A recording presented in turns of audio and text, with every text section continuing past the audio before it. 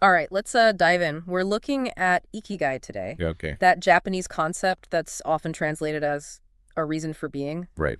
And it's about more than just living longer, right? It's about living a life that is full of purpose and joy. Yeah, absolutely. And what I find so interesting about Ikigai is how it's not some kind of abstract philosophy. Right.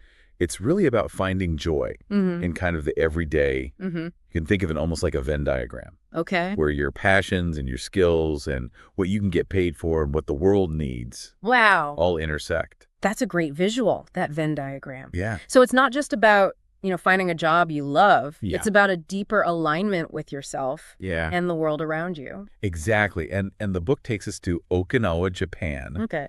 which is a region with one of the highest concentrations of centenarians in the world. Really? These folks seem to have really cracked the code Oh, on living long and happy lives. Okinawa, a real-life blue zone. Fascinating. So I'm curious, is there secret, some sort of super restrictive diet or intense workout routine? Well, diet and exercise certainly play a role, Right. but one of the most significant factors is their strong social support networks Okay. that are called moai. Moe. So imagine having this built-in group of friends, almost like family, Yeah. who provide financial and emotional support throughout your entire life. Wow. They celebrate milestones together, they help each other through tough times, Mhm. and it really offers this constant sense of belonging and purpose. That's incredible. Moai sounds like such a powerful antidote to the isolation that so many of us experience in modern life. Yeah. Is there anything we can do to create that kind of support in our own lives? Absolutely. I think it starts with being intentional about nurturing the relationships we already have. Okay. Think about the people you truly rely on Mm-hmm. and consider, how can you deepen those connections? Yeah. Maybe it's starting a regular dinner club or volunteering together or even working towards a shared financial goal. Yeah. It's really about creating those spaces for consistent connection and mutual support. That's great. It's a reminder that we're not meant to go through life alone. Yeah, Strong relationships are essential for a long and happy life. absolutely. That's a great takeaway already. Yeah. So we've talked about Moai, but what about diet? I'm guessing the Okinawans eat a pretty specific way too, right? They do. And their diet is certainly worth exploring. Yeah.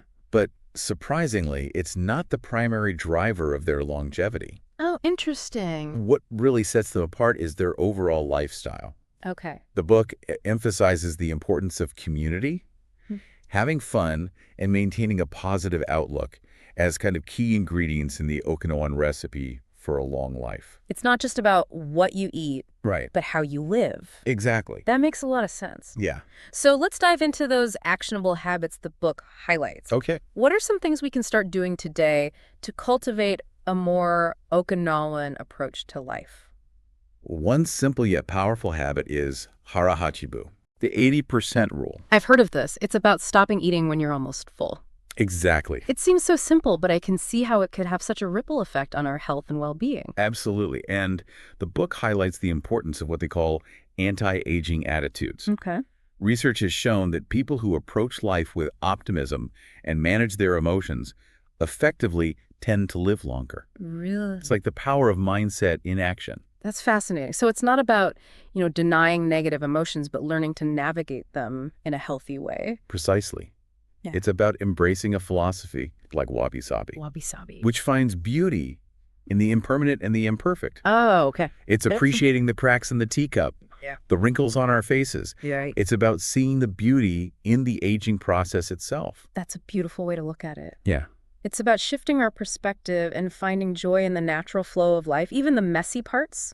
So much of the stress we experience comes from resisting what is. I'm already feeling more relaxed just thinking about it. That's the power of perspective. Yeah. And speaking of embracing the moment, the book also highlights this concept of ichigo-ichi. Ichigo-ichi. It means this moment exists only now and won't come again. Wow. It's a beautiful reminder to savor every encounter. I love that Ichigo-ichi. It reminds me a lot of the practice of mindfulness. Yeah. Being fully present and appreciating each experience as unique and precious. Absolutely. Yeah. And the book uses this analogy of a tea ceremony, Oh, okay. where each gesture is infused with intention and awareness. Mm-hmm. It's a mindset we can apply to any aspect of life. Bringing that same level of presence and intention to everything we do. Oh, yeah. Turning ordinary moments into extraordinary experiences. What a beautiful way to live. It's about appreciating the art of living,